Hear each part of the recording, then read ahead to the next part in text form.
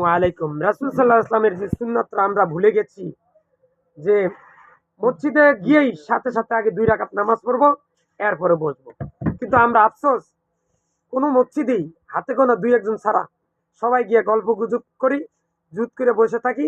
কিন্তু মসজিদে গিয়ে সাথে সাথে ২ রাকাত নামাজ পড়ি না।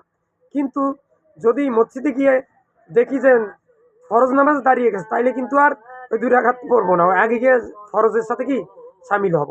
আর যদি দেখি যে সময় আছে ২ রাকাত নামাজ যে পড়ার মতো তাহলে গিয়েই সাথে সাথে দাঁড়িয়ে ২ রাকাত নামাজ পড়বো। এই আমলটা কি আমরা করতে পারি না? ইনশাআল্লাহ আসুন আজ থেকে আমরা মসজিদে ঢুকেই আগে ২ রাকাত নামাজ পড়বো। বাড়ি থেকে আসার সময় ছেলেকে বলবো, "যাই বেটা ক্রিকেট ব্যাট থুইয়া তুই আগে নামাজের জন্য আট।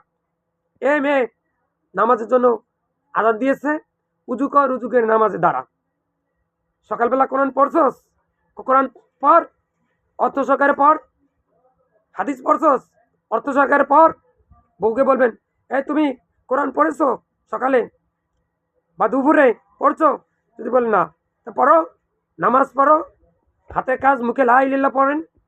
এবার বউকে বলতে হবে যে তুমি হাতে কাজ করবা, হাতে রান্না করবা, মুখ দিয়ে বলবা লা ইলাহা ইল্লাল্লাহ। মেয়েকে বলবা যে তুমি হাতে কাজ করতেছো, মুখ দিয়ে বলবা লা ইলাহা ইল্লাল্লাহ।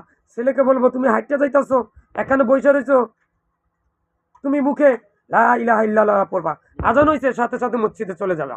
ইয়া আল্লাহ, আমি সহ পৃথিবীর সকল মুসলিম উম্মাহকে, প্রত্যেক মা এবং বোনকে, ভাইকে, বাবাকে, মেয়েকে, খালাকে, নানিকে, পৃথিবীর সকল মুসলমানকে হাতে কাজ মুখে লা ইলাহা ইল্লাল্লাহ এই কথাগুলা সব সময় বলার তৌফিক দান করুন।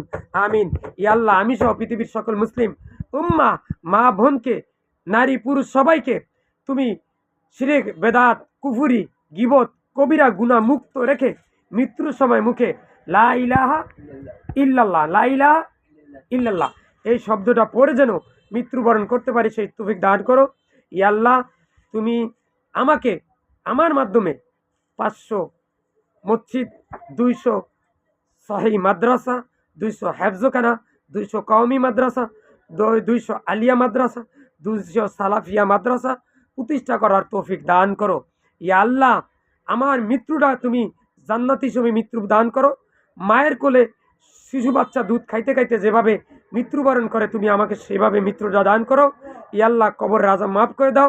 ইয়া আল্লাহ, জাহান্নামী করে মৃত্যুবরণ করিও না। তোমার কাছে আমার এটাই চাওয়া, এছাড়া আমি কিছুই চাই না। তুমি আমাকে ইমানের সহিত জান্নাতি হিসাবে মৃত্যু দান করিও। ভিডিওটা বেশি বেশি করে শেয়ার করেন, হাতে কাজ মুখে লা ইলাহা ইল্লাল্লাহ পড়বেন। আসসালামু আলাইকুম।